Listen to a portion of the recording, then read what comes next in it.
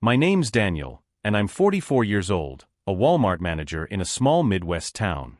I've been married to Sandra for 20 years, and we have a 19-year-old daughter, Emma. Or at least, we used to. Sandra and Emma left me 2 months ago for a man named Andrew Sullivan. He's one of those slick, wealthy types who flaunts his money like it's a personality. Fancy car, huge house, the works. He's everything I'm not, I guess. Sandra had been acting distant for a while, and I chalked it up to stress or just the ebb and flow of a long marriage. Turns out, I was being played for a fool. It started small. Sandra was spending more time on her phone, smiling at texts she wouldn't show me. I'd ask, and she'd laugh it off, saying it was just a group chat with her girlfriends. Emma started getting a little cold too, less "hi dad," and more slamming her door shut. I figured it was just her age. You know, college pressure, friends, the usual teenage drama. Then came the bombshell. I came home early from work one day because my shift got cut short, and there they were, Sandra and Emma, suitcases packed, standing in the living room. Sandra had this smug, almost relieved look on her face. Emma wouldn't even look at me. Sandra said, "We're leaving, Daniel. This isn't the life we want anymore." What do you even say to that?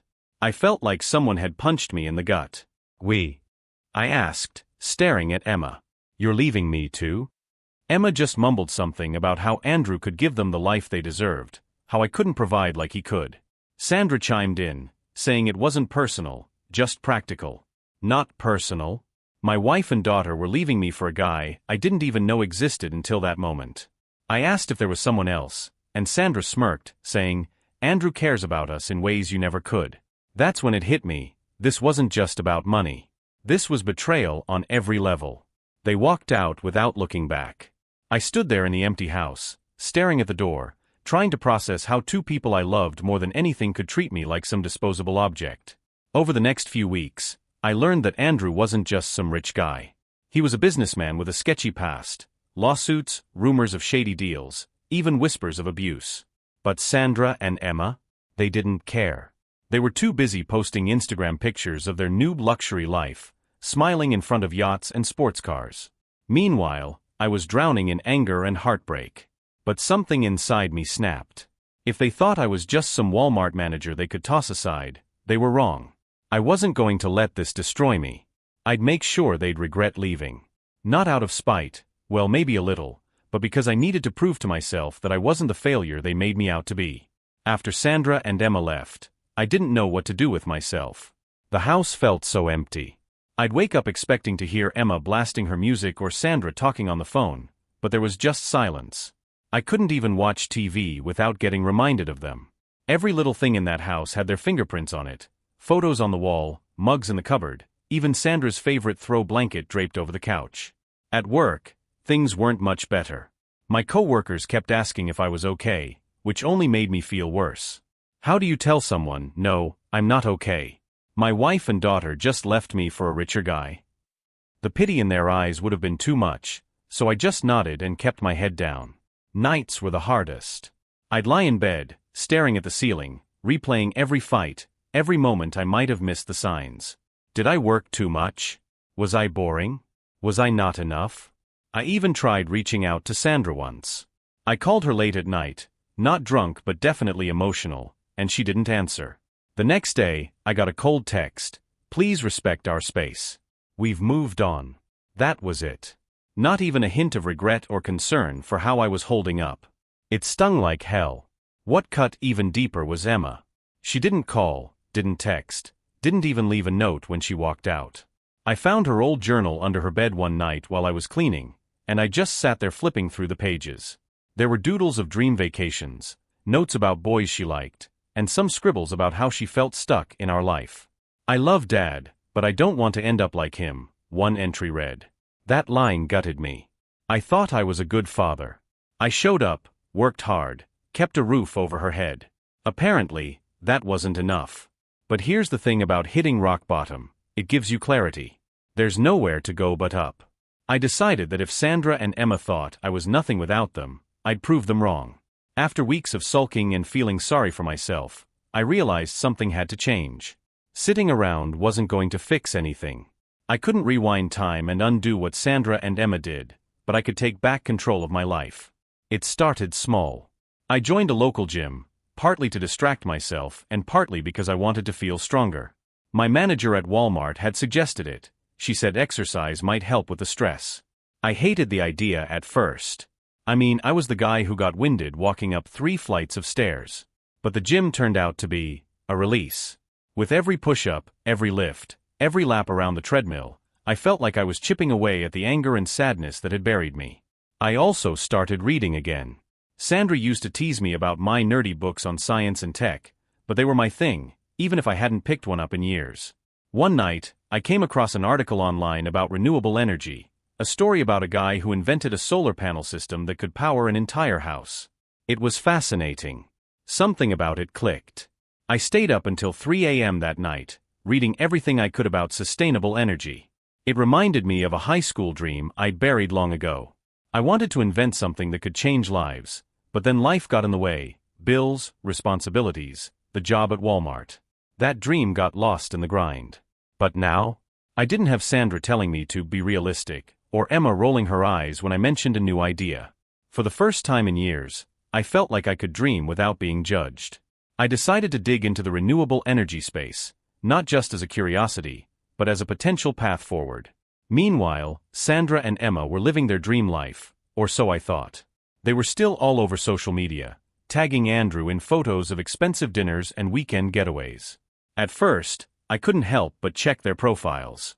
It was like picking at a scab. You know it'll hurt, but you can't stop.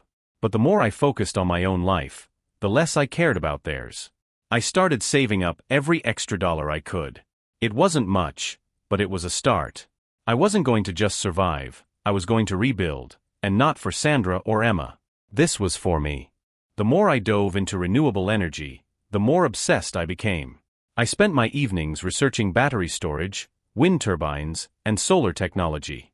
I'd scribble ideas on napkins during my lunch break at Walmart, sketching rough designs for portable solar panels and energy-efficient systems. It felt like I was finally waking up after years of sleepwalking through life. At first, I didn't know how to get started. I had no background in engineering or business, and it's not like I had a pile of money to invest. But I had determination, and that had to count for something. I started small, watching YouTube tutorials, taking free online courses, and connecting with people in the field through forums. One day, while scrolling through a renewable energy blog, I came across a story about a small-town inventor who'd funded his first project through community support. That gave me an idea. I reached out to a local community college and pitched them my idea: a compact, affordable solar panel system for rural homes. To my surprise, they invited me to speak with one of their professors who specialized in sustainable technology. That meeting was a turning point. Dr. Taylor, the professor, was a sharp, no-nonsense kind of guy, but he listened. He told me my idea had potential, but I needed a solid plan and some basic knowledge of how the technology worked. He offered to mentor me, even introducing me to a group of students who were working on similar projects. From there, things started to move. I spent every free moment either at the college lab or working extra hours at Walmart to save up for materials. I'd come home exhausted, but it was a good kind of tired, the kind that meant I was building something real. Around this time, I got a call from Emma. I hadn't heard from her since the day she walked out. She said she just wanted to check in, but I could hear the awkwardness in her voice. She asked how I was doing, and when I mentioned my new project, she laughed. Not in a cruel way, more like she couldn't believe it. "Since when are you some kind of inventor, Dad?" she said. It stung, but I didn't let it show. I just told her I was working on something important and left it at that. She didn't stay on the phone long, but that call lit a fire under me. I wasn't just proving Sandra and Emma wrong, I was proving it to myself. The first prototype of my solar panel system was a disaster. It barely powered a single light bulb, let alone a house. I had miscalculated some wiring, and the thing short-circuited during my first test. I could have given up right there, most people probably would have. But instead, I laughed. I mean, how could I not? I was just a Walmart manager playing scientist in a tiny lab space. If I failed, at least I was failing forward. Dr. Taylor encouraged me to keep refining the design. He reminded me that no inventor gets it right the first time. His students chipped in too, pointing out flaws I hadn't noticed and teaching me tricks to make the system more efficient. Slowly but surely, the design improved. By the end of that year, I had a working prototype that could generate enough energy to run a small household appliance. It wasn't much, but it was proof that my idea wasn't just some pipe dream. That's when I decided to take a big risk: crowdfunding. I created a campaign, sharing my story and my vision for affordable, sustainable energy solutions for underserved communities. I didn't expect much, maybe a few $100s if I was lucky, but to my surprise, the campaign blew up. I guess my story resonated with people, especially when I talked about how I was building something from scratch after losing everything. The money started trickling in, enough to buy better materials and rent a small workshop. For the first time in years, I felt proud. Like I was finally doing something that mattered. My co-workers at Walmart even started noticing. A few of them donated to my campaign, and one of the younger guys, Kyle, offered to help me with social media. He set up an Instagram and a TikTok account, sharing videos of me working on the panels and explaining how they worked. Meanwhile, I got word through a mutual friend that Sandra and Andrew weren't doing as great as their Instagram suggested. Apparently, Andrew was controlling. He didn't let Sandra make any decisions without him. Emma, who dropped out of college to explore her options, was now working as his assistant, running errands and managing his calendar. It wasn't the glamorous life they'd imagined. I wasn't going to lie, hearing that gave me a little satisfaction. But I wasn't dwelling on them anymore. My focus was on the future, and it was looking brighter than ever. With the crowdfunding campaign picking up steam, I started gaining attention, not just from supporters online, but from local businesses and organizations. A local hardware store offered to donate some supplies, and a nearby farmers' cooperative expressed interest in testing my solar panels. It felt surreal, like I was finally being seen for the first time in years. I'd be lying if I said it wasn't overwhelming. Balancing my job at Walmart, late nights in the workshop, and meetings with potential partners was exhausting. But every time I wanted to throw in the towel, I thought about that day Sandra and Emma walked out. They left because they thought I wasn't good enough, and I was determined to prove that narrative wrong, not just to them but to myself. One of the biggest turning points came when a journalist from a regional paper reached out. She'd seen my crowdfunding campaign and wanted to write a feature about my project. I was nervous about the interview. I wasn't exactly used to being in the spotlight, but I agreed. The journalist, a woman named Carla, came to my workshop with a photographer and spent the afternoon asking about my life, my work, and why I started this journey. I told her everything: how Sandra and Emma left, how I hit rock bottom, and how I used that pain to fuel my drive to build something meaningful. When the article came out, it was titled "From Walmart Manager to Renewable Energy Innovator: One Man's Journey of Resilience." It wasn't just flattering. It was life-changing. The article brought in more donations, more business inquiries, and even a call from a regional investor who wanted to meet. I didn't have time to process it all because things were moving so fast. But in the back of my mind, I knew this was just the beginning. And then one evening as I was scrolling through social media, I saw something that stopped me cold. Sandra had commented on the article. She wrote, "Proud of you, Daniel." At first, I didn't know how to feel. Was she trying to reconnect? Was it guilt? Or was it just her trying to save face now that I was starting to succeed? I didn't respond, but it stuck with me. For the first time in months, I didn't feel anger when I thought about Sandra. Just indifference. She could say what she wanted.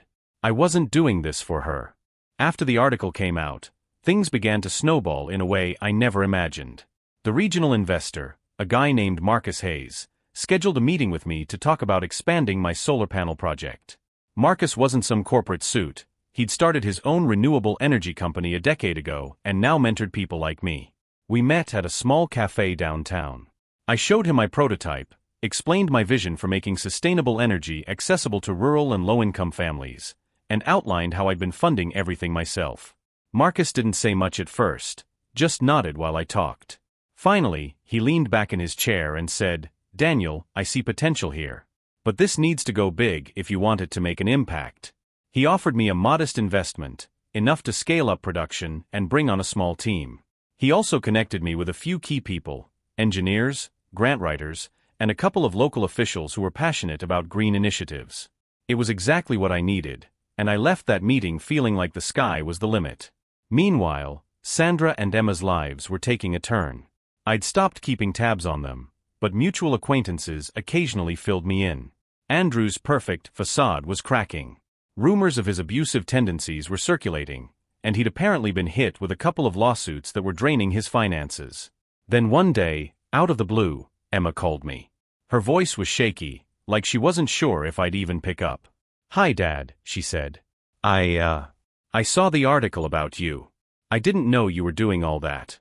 I didn't know what to say. Part of me wanted to tell her she had no right to act proud of me after walking out. But another part of me, the dad part, just wanted to hear her voice, even if it was wrapped in awkwardness and guilt. We talked for a bit. She told me that things with Andrew weren't what she and Sandra thought they'd be. I didn't pry, but the cracks in her voice said enough. When she asked if we could meet for coffee sometime, I hesitated. I wasn't sure if I was ready to face her, or if she deserved to just step back into my life like nothing had happened. In the end, I agreed. Not because I'd forgiven her, but because I needed closure. I needed to understand why my own daughter had chosen someone else over her father. A few days later, I met Emma at a small coffee shop near downtown. I arrived early, my stomach churning with nerves. I hadn't seen her since the day she left with Sandra, and I wasn't sure what to expect. Would she be defensive?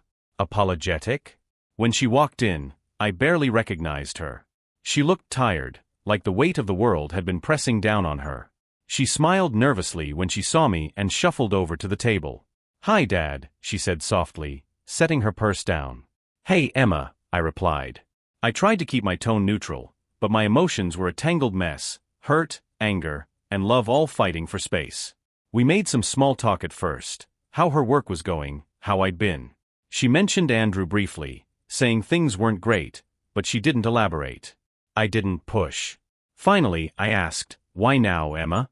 Why reach out after all this time?" She hesitated, staring down at her coffee. "I don't know," she admitted. "I guess. I didn't realize how much I hurt you. Or how much I needed you." Her voice cracked, and for the first time, I saw my little girl, the one who used to run to me when she scraped her knee, the one I used to read bedtime stories to. But I also remembered her standing by Sandra, suitcase in hand, looking at me like I was just some guy she used to know. "You didn't even say goodbye," I said, my voice steady but cold.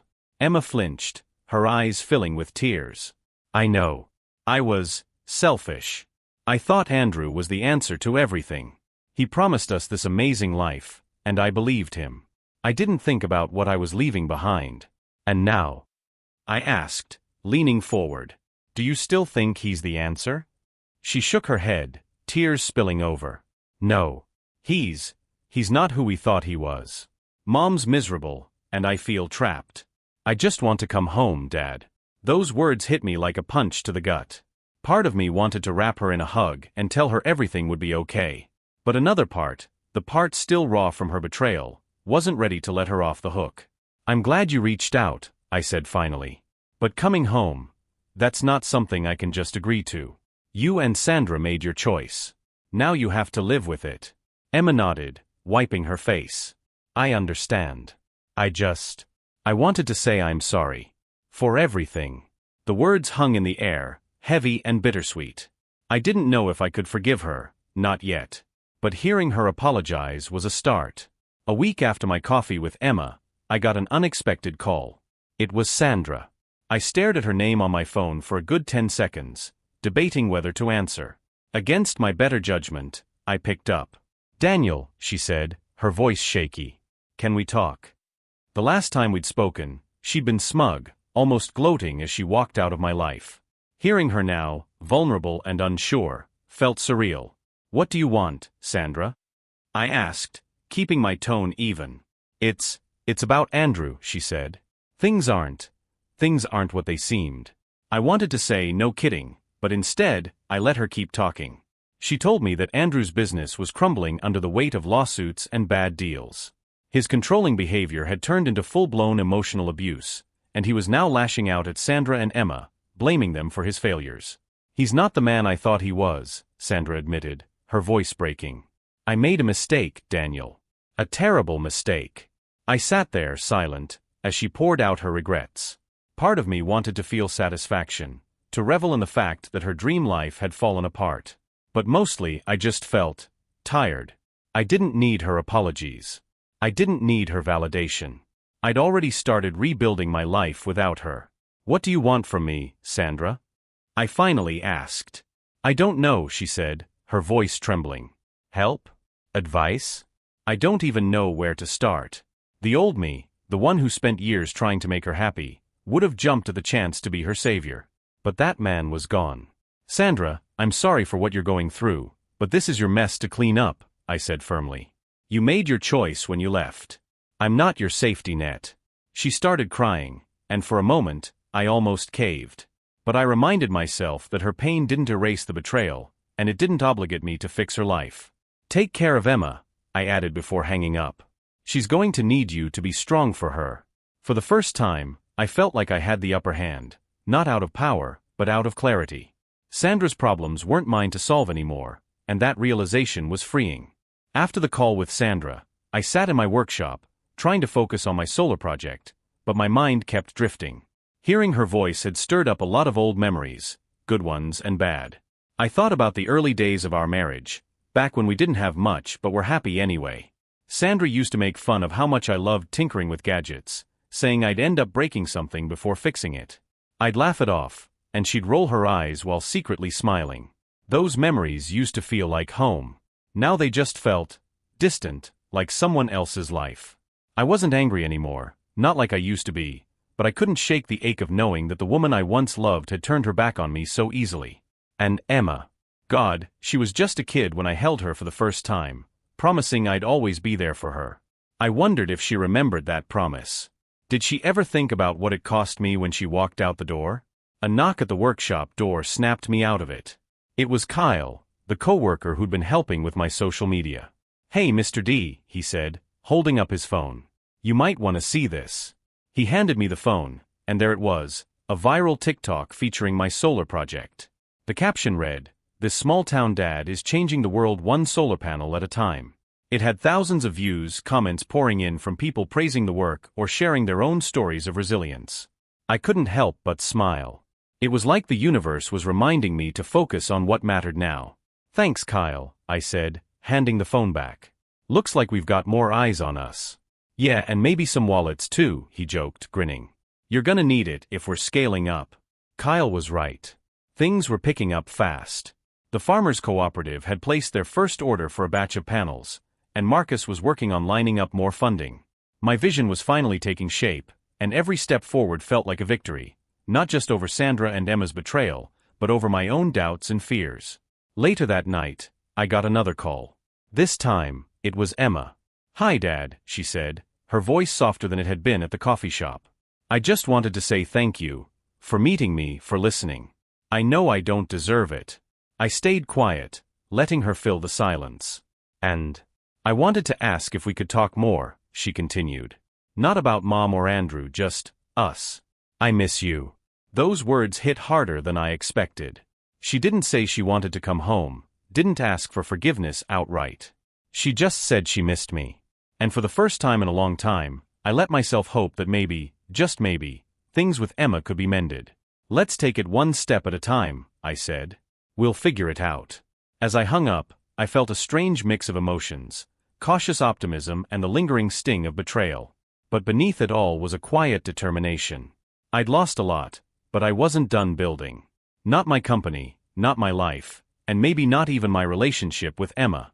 One step at a time. The days after Emma's call felt lighter somehow. I wasn't ready to forgive her entirely, but there was a small spark of hope that maybe we could rebuild something. I focused on my work, pouring every ounce of energy into the solar project. Orders were coming in steadily, and Marcus had set up a meeting with a state energy commission to pitch my panels for a rural electrification initiative. Things were looking up. But life has a way of throwing curveballs when you least expect them. One evening, as I was locking up the workshop, a familiar car pulled up in front of the house.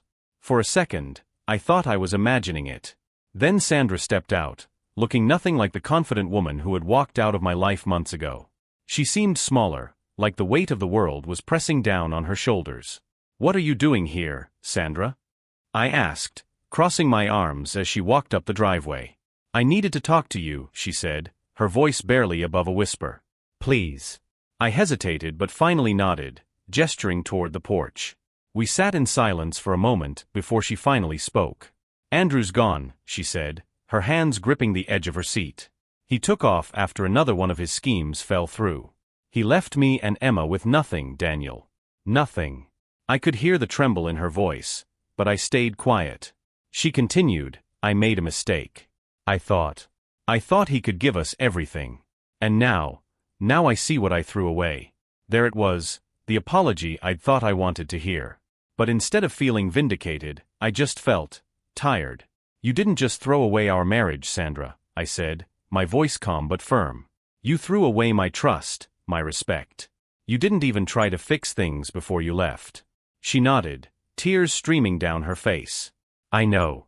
I don't expect you to forgive me, Daniel. I needed to say it. I leaned back, staring at the horizon. 4 years, I'd given everything to this woman, and she'd walked away like it meant nothing. And now she wanted closure. I wasn't sure I could give her that. You made your choice, I said finally. And I made mine. I'm not the same man you left, Sandra. I'm building something real now, something I'm proud of. I don't need you or Andrew or anyone else to validate that. She nodded, wiping her tears. I can see that, she said. And I'm glad, Daniel. Truly. She stood to leave, pausing at the edge of the porch. For what it's worth, she said, turning to face me, Emma's trying. She's hurt, but she wants to make things right with you. Don't shut her out. I didn't respond, and she didn't wait for one. She just got in her car and drove away, leaving me alone with my thoughts. That night, I didn't feel anger or satisfaction. Just a quiet resolve to keep moving forward. Sandra and Andrew were my past. My future was waiting, and I wasn't going to let anything, especially old wounds, hold me back. The days following Sandra's visit were a blur of work and reflection. Her words about Emma stuck with me. I couldn't ignore the effort Emma was making, even if it felt like too little, too late. Deep down, I knew I wanted to rebuild something with her, but the wounds were still fresh. One evening, as I was wrapping up in the workshop, I got another call from Emma. This time, her voice sounded steadier, but there was a nervous edge to it. Dad, she started, can we talk again? In person. Sure, I said after a pause. Same place as last time? No, she replied quickly. Can I come to the house? Please. That caught me off guard. Emma hadn't set foot in the house since the day she left.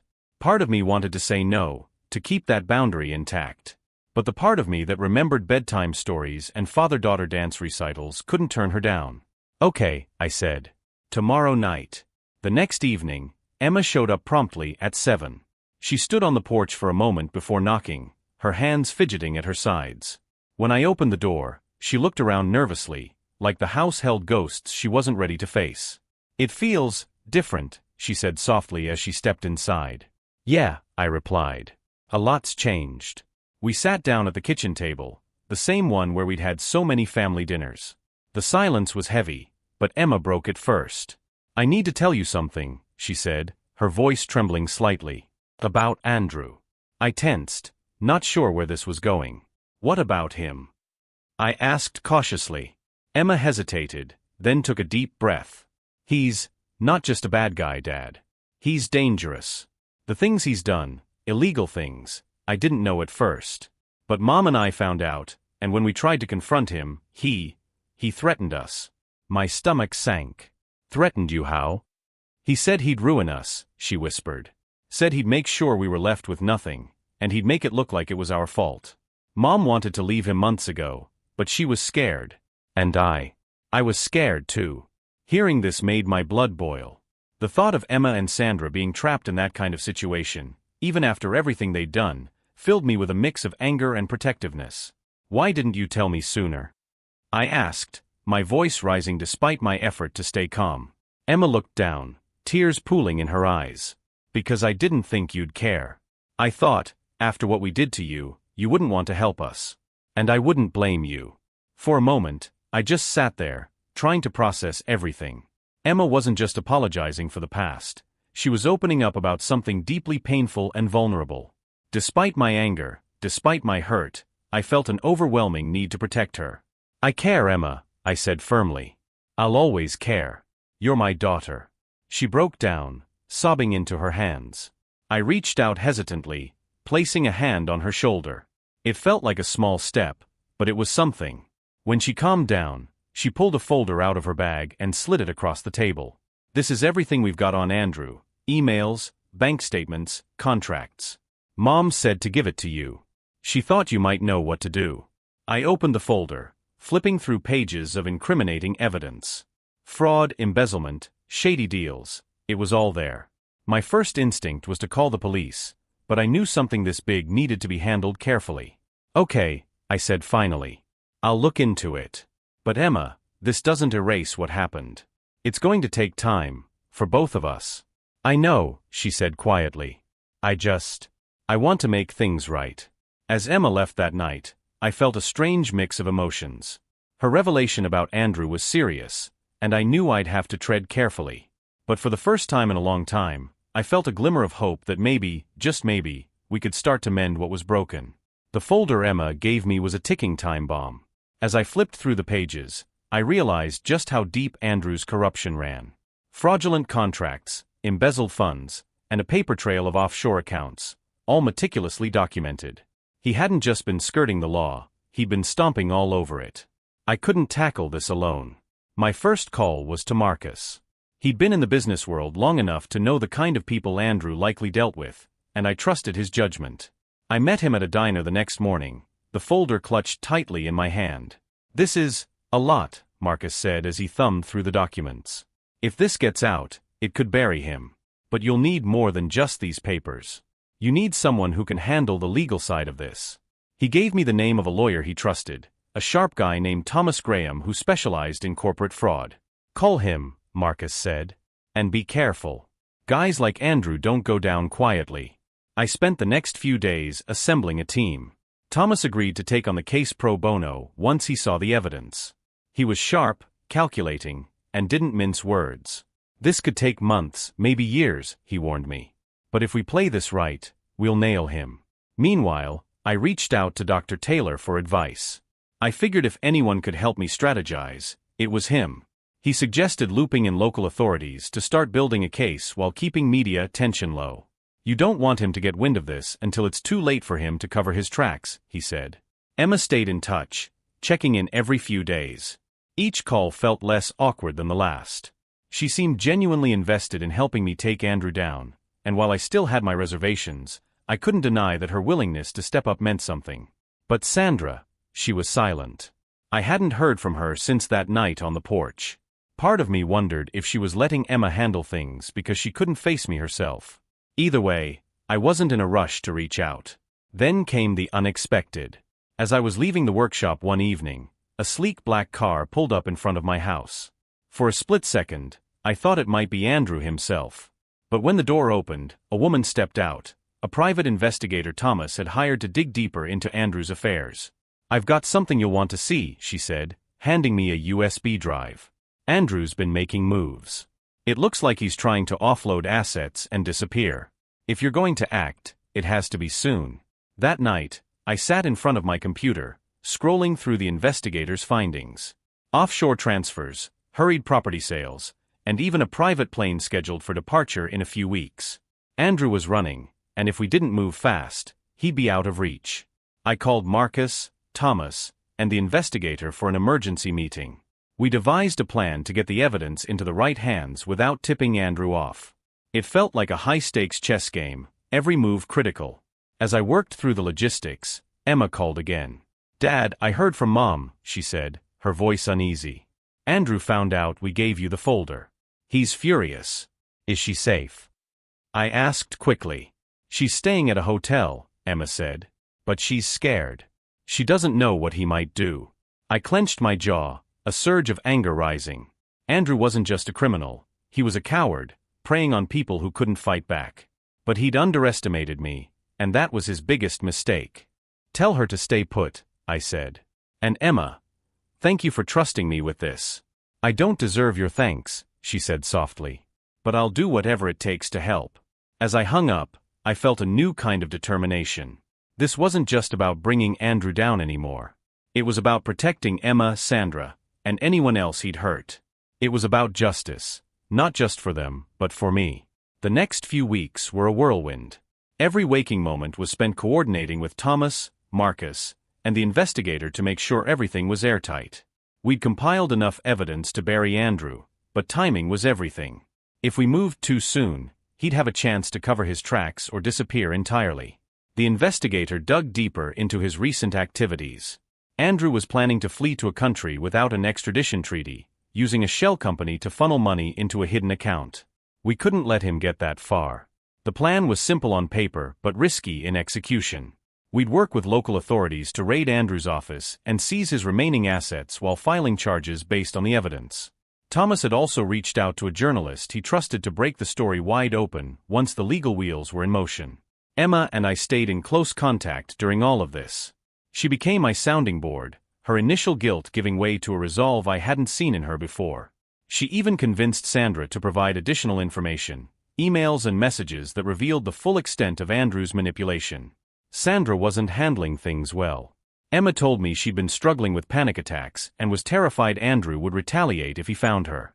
Despite everything, I found myself feeling sorry for her. She'd made her bed, yes, but Andrew had turned it into a prison. Then came the night of the raid.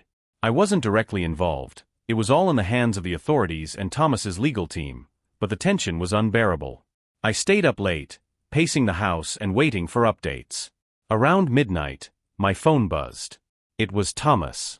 "It's done," he said, his voice calm but triumphant. The raid went off without a hitch. Andrew's in custody. Relief washed over me, but it was tempered by a lingering sense of disbelief. After months of planning, it felt almost surreal that the man who had caused so much destruction was finally being held accountable. The next day, the news broke. Every major outlet in the region was covering the story. Business mogul Andrew Sullivan arrested on fraud charges. The article detailed his crimes, from embezzlement to tax evasion, and even hinted at a possible investigation into his treatment of employees and personal relationships. Emma came over that evening, her face a mixture of relief and apprehension. "It's over," she said, sitting across from me at the kitchen table. "He can't hurt anyone anymore." "It's over for him," I replied, looking her in the eye. "But what about us, Emma? Where do we go from here?"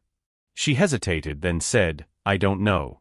I want to fix things, Dad. I know it'll take time, but I'm willing to put in the work." Her sincerity struck a chord. For the first time, I believed she was truly committed to making amends. "One step at a time," I said, echoing the words I'd spoken during our first coffee meeting. Sandra, on the other hand, was still keeping her distance.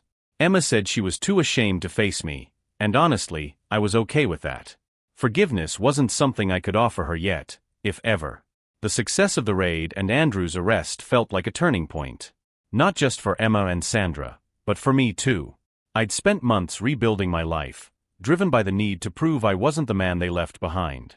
But now, I realized I didn't need their validation. I'd already proven it to myself. The days after Andrew's arrest felt like a storm had finally passed. The news coverage was relentless, and every detail of his shady dealings was dragged into the light. Watching him fall felt satisfying in a way I couldn't fully describe, not because I reveled in his downfall, but because it meant justice had finally caught up with him. But even with Andrew out of the picture, life wasn't suddenly perfect. Emma visited often, and each time she seemed more at ease, but there was still a gap between us, one that wouldn't close overnight. She was trying though, and that meant something. One night, she showed up unannounced, holding 2 cups of coffee from my favorite cafe. "I thought we could talk," she said, handing me one. We sat on the porch, the night air cool and still. "How's Sandra holding up?" I asked. I wasn't sure why I cared, but the question came out before I could stop it. Emma hesitated, then sighed. "She's struggling. She's staying with me right now, but she barely leaves the house. I think she's afraid of running into anyone who knows what happened. She has a lot to answer for," I said, my tone neutral. "But she's not my responsibility anymore." "I know," Emma replied. I don't know how to help her. She doesn't talk much, and when she does, it's mostly about how she ruined everything." I sipped my coffee, unsure how to respond. Sandra's guilt didn't undo the damage she caused, but hearing about her struggle made me feel something. Not pity, exactly, but maybe understanding. "Give her time," I said finally. "She has to figure out how to live with the choices she made." Emma nodded, then turned to me. "What about us, Dad? Do you think we'll ever get back to what we had? Her question hit me harder than I expected. I stared out into the dark, thinking about all the nights I'd sat on this porch alone, wondering how everything had gone so wrong. I don't know if we'll ever be what we were, I said honestly. But maybe that's okay. Maybe we can be something new. Emma smiled, a small hesitant smile, but a real one. I'd like that. In the weeks that followed, life started to feel normal again, or as close to normal as it could. The solar panel business was booming. Marcus and I had secured another round of funding, and I was hiring my first full-time employees. It felt surreal, seeing something I'd built from nothing grow into something that could actually make a difference. One day, I got a call from a state official. They'd heard about my panels and wanted to partner on a pilot program to bring affordable solar energy to underserved rural communities. It was the kind of opportunity I'd dreamed about, and I couldn't wait to get started. As for Sandra, she eventually reached out. It was a letter, not a call or a visit. In it, she apologized, really apologized, in a way she hadn't before. She acknowledged how deeply she'd hurt me and admitted that she'd let her insecurities and greed blind her. I don't expect forgiveness, she wrote. I just wanted you to know that I regret every choice that led us here. You deserved better. I read the letter twice before folding it up and tucking it into a drawer. I didn't write back, and I wasn't sure if I ever would. Some wounds were too deep for reconciliation, and I'd made peace with that. Emma, though, became a regular part of my life again. She started helping out with the business, organizing community events and managing the social media accounts Kyle had set up. Watching her grow into someone who wanted to give back was healing. It didn't erase the past, but it gave me hope for the future. One evening, as we were wrapping up a community workshop on solar energy, Emma turned to me and said, "You're doing it, Dad. You're changing lives." I smiled, feeling a sense of pride I hadn't felt in years. "We're doing it," I said. Together. The story of Sandra, Emma, and Andrew wasn't the one I would have chosen, but it was the one that shaped me into who I am today. I started this journey broken and betrayed, but I came out the other side stronger, wiser, and more determined than ever. Sometimes, life burns you down to ashes. But if you're willing to fight, you can rise again. And that's exactly what I did.